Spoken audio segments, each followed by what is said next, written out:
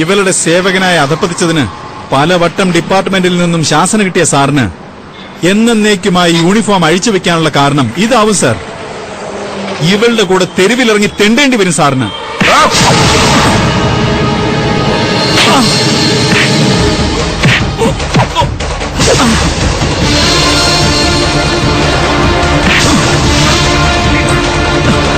ഒന്നോ രണ്ടോ കേസിൽ ജയിച്ചു കരുതി നീയൊന്നും എന്റെ തലയ്ക്കുമതി ആയെന്ന ധാരണ വേണ്ട.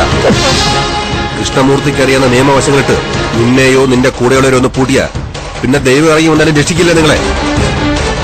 ഹോസ്പിറ്റലിൽ കിടക്കുന്നതിന് രക്ഷിക്കാൻ കഴിയുമെങ്കിൽ രക്ഷിക്കുക, അല്ലെങ്കിൽ ചാമ്പ കുഴിച്ചിട്. അതല്ലാതെ ഇനി ഇതിന്റെ പ്രതിഷേധവുമായി എനിക്കെതിരെ വന്ന പോലീസ് ഡിപ്പാർട്ട്മെന്റിൽ നിന്ന് ഇറങ്ങുന്നതിന് മുമ്പുള്ള ചടങ്ങായിട്ട് നിന്നെ കൊണ്ടുപോയി ലോക്കപ്പിലിട്ട് കൊല്ലും ഞാൻ.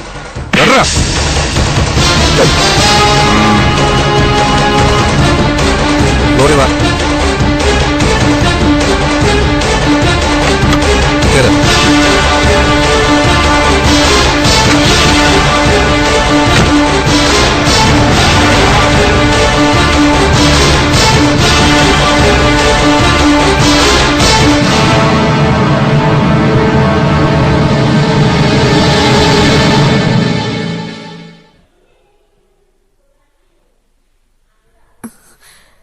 ആദർശ്, സത്യം പറ, താനും പ്രകാശാരും കൂടി എന്തെങ്കിലും മറച്ചു വെക്കുന്നുണ്ടോ? എന്താ അമ്മയുടെ യഥാർത്ഥ അവസ്ഥ എന്താ? എന്താ നിങ്ങൾ മറക്കുന്നു? സോഫിയ, അത് എനിക്കറിയാം. കാര്യമായിട്ട് എന്തുകൊണ്ട്? അല്ലെങ്കിൽ അച്ഛൻ ഇത്രയും ബഹളം വച്ചിട്ടും നിങ്ങൾ അമ്മയെ കാണിക്കാതിരിക്കില്ല. എനിക്കറിയണോ ആദർശ്, എന്താ സംഭവിച്ചെന്ന്? സോഫി, യമുനാന്റിക്ക് കുറച്ച് പരിക്കുണ്ട്, പക്ഷെ ഇപ്പൊ നോർമലാണ്. ഇല്ല, ഇനി ഞാൻ വിശ്വസിക്കില്ല. എനിക്ക് അമ്മയെ കണ്ടേ പറ്റൂ.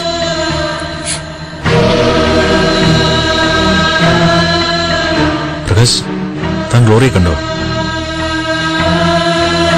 എന്തു പറ്റി? എന്താടോ?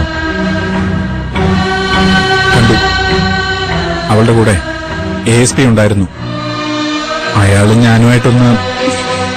എന്തിനാ ഇപ്പൊ അവളുടെ അടുത്ത് പോയത്? ഇത്രയും ക്രൂരത ചെയ്ത അവൾ ഇനി എന്തിനാ മടിക്കാത്ത? അതൊന്നും സാരമില്ല. നമ്മൾ അതിന് പ്രതികരിക്കുമെന്ന് അവൾ അറിയണം. സാർ, എനിക്ക് അമ്മയെ ഒന്ന് കാണണം. എടോ, അത് ഇനി നിങ്ങൾ പറയുന്നൊന്നും ഞാൻ വിശ്വസിക്കില്ല. ഏത് കണ്ടീഷനിലായാലും ബഹളം വെക്കാതെ ഞാൻ ഉൾക്കൊണ്ടോളാം. Sir, please. സോഫി, ഞങ്ങൾ പറഞ്ഞത് കള്ളമാണ്. ആന്റിയുടെ പരിക്ക് സീരിയസ് ആണ്.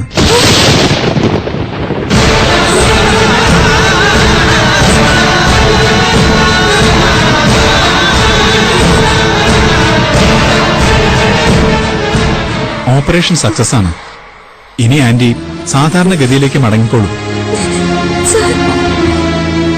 അങ്കിളിനോട് ഇത് പറഞ്ഞിരുന്നെങ്കിൽ ഉൾക്കൊള്ളുമായിരുന്നു എന്ന് തോന്നുന്നുണ്ടോ? അച്ഛന്റെ മുമ്പിൽ തനിക്കിത് രഹസ്യമായി സൂക്ഷിക്കാൻ പറ്റുമായിരുന്നു എന്ന് തോന്നുന്നുണ്ടോ? ഇനി താൻ അമ്മയെ കാണണം. ഞാൻ ഡോക്ടറോട് അനുവാദം ചോദിച്ചോളാം. ദേ, സാധാരണ നിലയിലെ അമ്മയോട് പെരുമാറാവൂ. കരയരുത്, കരയിപ്പിക്കരുത്. ശരി സർ.